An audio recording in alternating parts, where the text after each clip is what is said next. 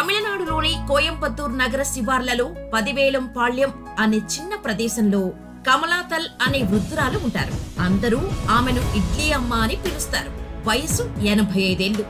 ఆమె ప్రతి ఉదయం 5 గంటలకే నిద్రలేచి దేవుడికి దండం పెట్టి తన కొడుకును తీసుకొని మార్కెట్కు వెళ్లి ఇడ్లీతో పాటు ఇచ్చే సాంబారు, చట్నీకి కావాల్సిన సరుకులు తెచ్చుకొని ఇంట్లో ఇడ్లీలు తయారు చేసి 6 గంటల నుండి 6:30 గంటల వరకు తన గుడిసె, అదే హోటల్ కూడా తలుపు తీస్తారు కమలతల్ గారు. ఒక ఇడ్లీ ఖరీదు కేవలం ₹1 మాత్రమే. దానికి ఆమె సాంబారు, చట్నీ కూడా ఇస్తారు. అనంతపురం లాంటి చిన్న నగరాల్లో కూడా ఇప్పుడు ఒక ఇడ్లీ ₹10. కస్టమర్లకు విసుగు రాకూడదని ప్రతిరోజు చట్నీని మారుస్తుంటారు. ఒకరోజు కొబ్బరి పచ్చడి, మరుసటి రోజు అల్లం పచ్చడి, పప్పుల చట్నీ. ఇలా చట్నీని రుబ్బుకోవటానికి ఆమె దగ్గర గ్రైండరు, మిక్సీ లేవు. తమిళంలో ఆటుకల్లు అంటే తెలుగులో రుబ్బురోలు అని పిలుస్తుంటాం. దీంట్లోనే చట్నీ రుబ్బుతారు.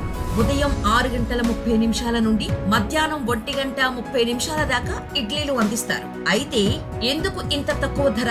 ఇదే ప్రశ్న ఆమెను చాలా మంది అడుగుతుంటారు. ఆమె జవాబు ఇలా ఉంటుంది. చాలా మంది పేదలు, వలస కార్మికులు, అడుక్కు తినేవారు, వృద్ధులు ఈ ప్రదేశానికి వస్తుంటారు. వాళ్ళు బయట ₹20 పెట్టినా 2 ఇడ్లీలే వస్తాయి. కడుపు నిండదు. నింపుకోవాలంటే డబ్బు ఉండదు. మరి వాళ్ళ ఆకలి తీరేదెలా? అందుకే నేను ₹1కే ఒక ఇడ్లీ ఇస్తూ వాళ్ళ ఆకలి తీర్చే ప్రయత్నం చేస్తున్నాను.